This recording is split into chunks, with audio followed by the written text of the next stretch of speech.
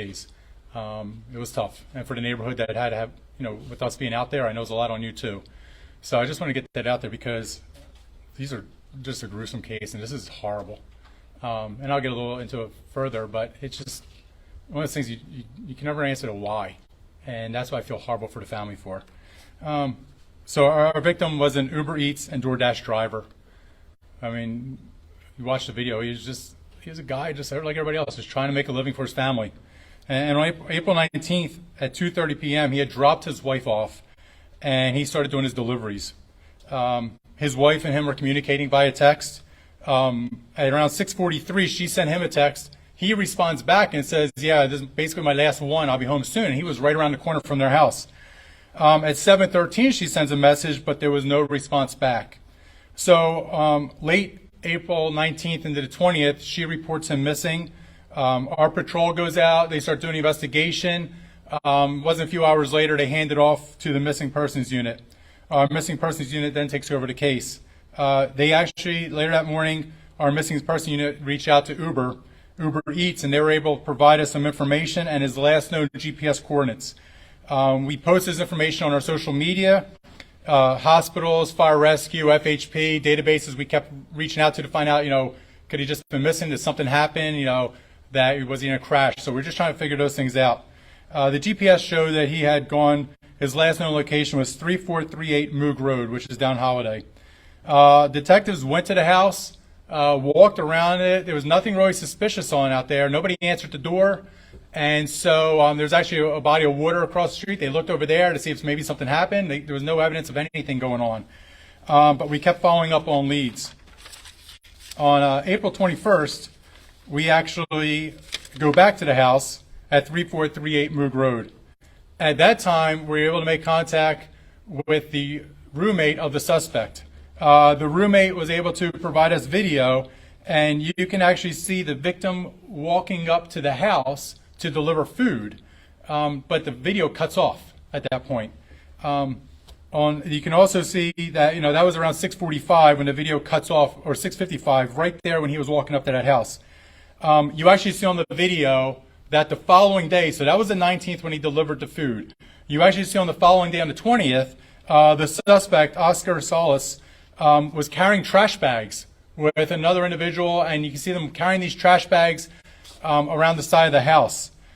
So our detectives did the right thing. They asked for permission to go through the trash bags, to go into trash bags. There was several of them. And unfortunately, what we found inside of some of those trash bags was human remains.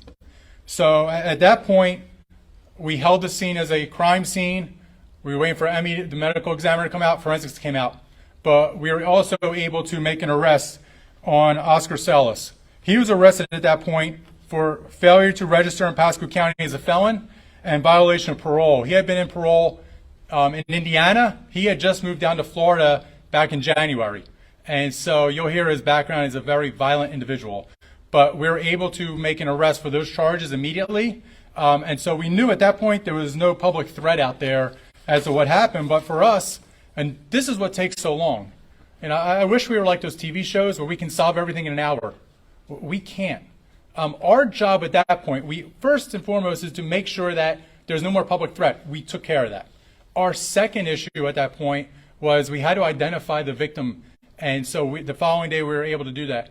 But the other part too is we have to build a case, because I know for many people, everybody wants things done immediately. I just want a solution. I want this done absolutely like within seconds, because we're used to that with Google.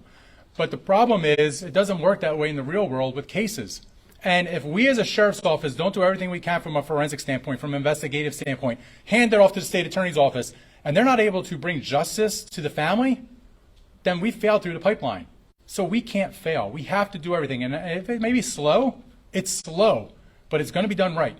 And so that's the one thing we just want to make sure everybody understands out there, is that we couldn't give those updates because we did not want to hinder the investigation.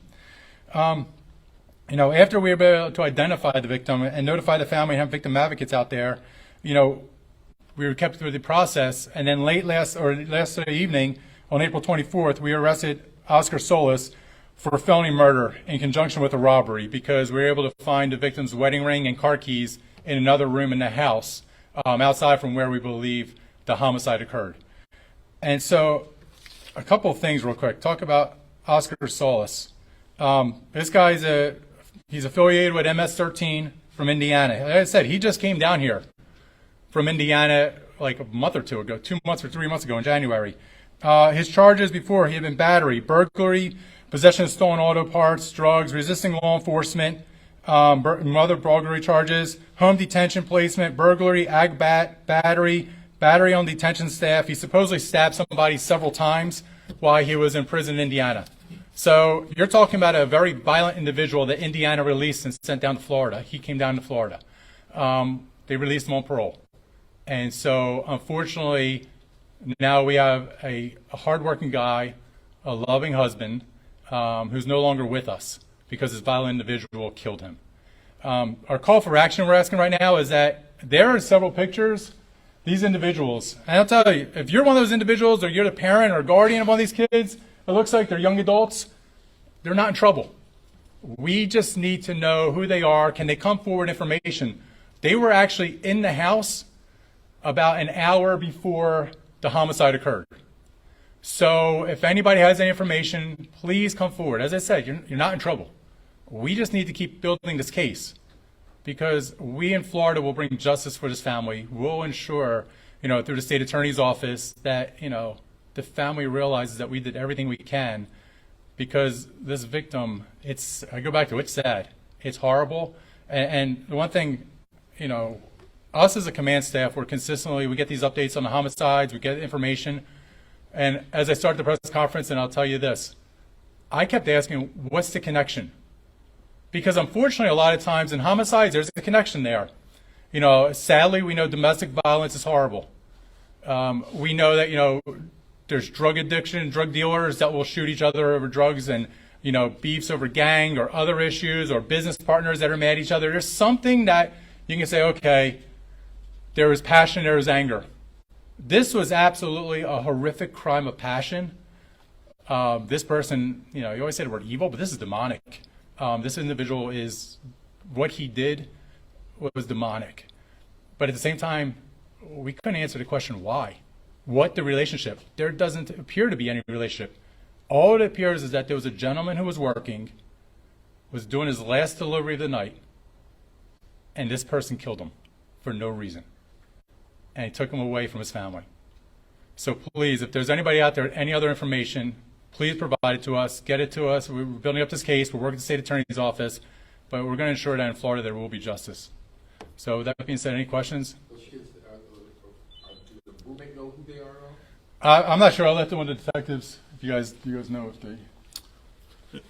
It's Roger Middleton, Middleton. I'm a detective in the Major Crimes Unit. The roommate does not know any of the children, but says there's several children that come in and out of the home often. Do you expect, are you concerned that those children are alive or not? There's no indication anything other than they just were visiting the home. And the guy, he just moved here, so does he have any family here, the suspect? His father lives locally, and we've been in contact with him. Were he the suspect and the homeowner the only two that lived in that home, or did they rent, or who would those kids be visiting? It's unclear. It's where we're wanting to locate them and speak with them. But is the homeowner, is he the homeowner, or are they both renters? The home is rental. So are there any potential charges against the roommate or any other individual who may have known anything or participated in this? Well, that's what we're going to keep building the case, but this is spirit. Anything in the detectives found out that anybody knew anything, even the other individual who's taking the trash bags out, just somebody who the father had sent over to help him. The father had a... Kids be visiting? It's unclear. It's where we're wanting to locate them and speak with them. But is the homeowner, is he the homeowner, or are they both renters? The home is rental. So are there any potential charges against the roommate or any other individual who may have known anything or participated in this? Well, that's what we're going to keep building the case, but this is spirit. Anything in the detectives found out that anybody knew anything, even the other individual who's taking the trash bags out, just somebody who the father had sent over to help him. You know, the father had somebody that would go over to drive him places, would take him places. So that was a person, just somebody's like, hey, I'll help you move the trash. The roommate actually made a comment to the detective saying, I was surprised the guy actually took trash out. Like, guy finally did something.